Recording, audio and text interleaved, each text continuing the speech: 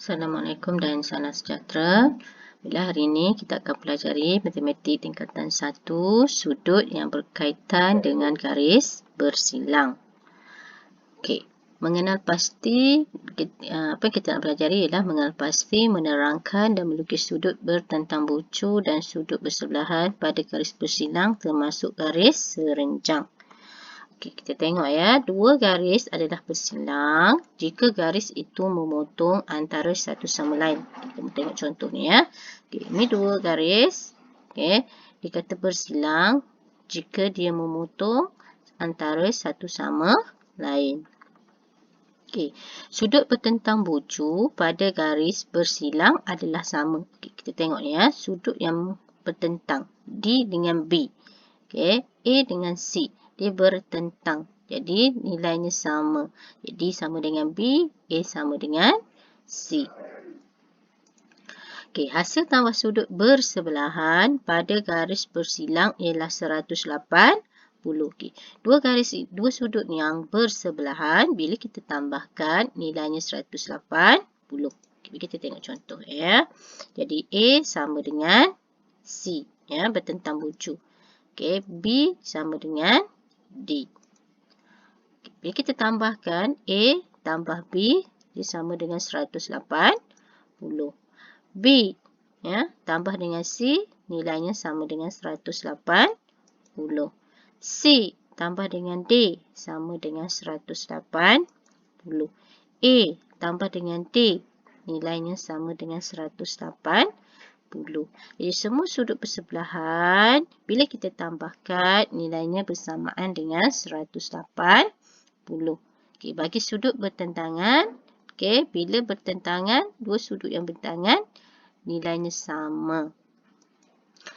Okey, jika dua garis bersilang adalah berserenjang antara satu sama lain, maka sudut pada garis bersilang itu adalah 90 darjah. Contohnya ya, ni garisan PQ dan RS dia bersilang.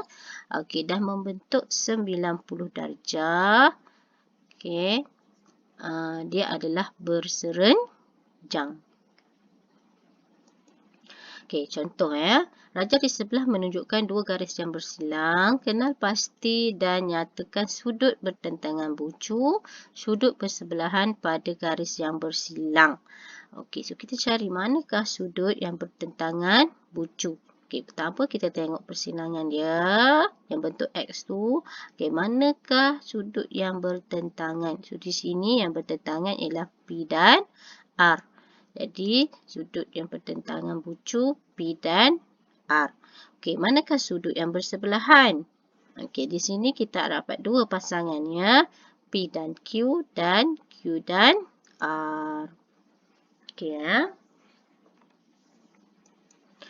Okey, bagaimana kita nak menentukan nilai sudut yang berkaitan dengan sudut yang bersilang apabila nilai sudut lain diberi?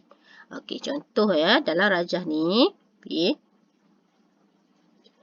Okey, PSQ, RSTU dan PTV adalah garis lurus. Okey, diminta cari X dan Y. Okey, sekarang kita cari nilai X dahulu. Okey, perhatikan di sini adalah sudut bersebelahan. Okey, bila bersebelahan, okey, nilai X, okey, kita tambahkan dengan 135 dia bersamaan dengan 180. Ya, satu sudut yang bersebelahan, bila kita tambahkan, nilainya bersamaan dengan 180. Kita dapat X 180 tolak 135. So, kamu dapatlah X sama dengan 45. Okey, untuk Y, kita dapati bahawa sudut Y ini dia ada sudut bertentangan. Nampak ni, Y dia bertentang dengan sudut 62. Okey, jadi kita terus je ambil nilai Y sama dengan 62, iaitu ini adalah sudut bertentang bucu. Ya. Tak ada pengiraan pun. Kita hanya perhatikan gambar rajah. Dia bertentang. Terus kita kata bahawa Y sama dengan 62 darjah. Okey. Bagaimana kita nak menyelesaikan masalah yang melibatkan garis yang bersilang. Okey, kita tengok contoh ya. Dalam rejah di sebelah yang ni, POR dan TOQ adalah garis lurus. So, diminta cari X dan Y. Okey, so kita boleh cari X dan Y. Okey, kita perhatikan di sini, kita selesaikan X dulu ya.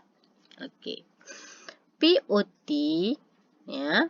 POT dia bersamaan dengan 75. Kenapa? Sebab dia bersilang. Ya. POR dan TOQ ni kan garis lurus. Jadi bila dia garis lurus ni 72 ni dengan POT dia adalah sama. Jadi kita boleh carilah nilai X. Okay, X bila tambah dengan 60 sama dengan 72.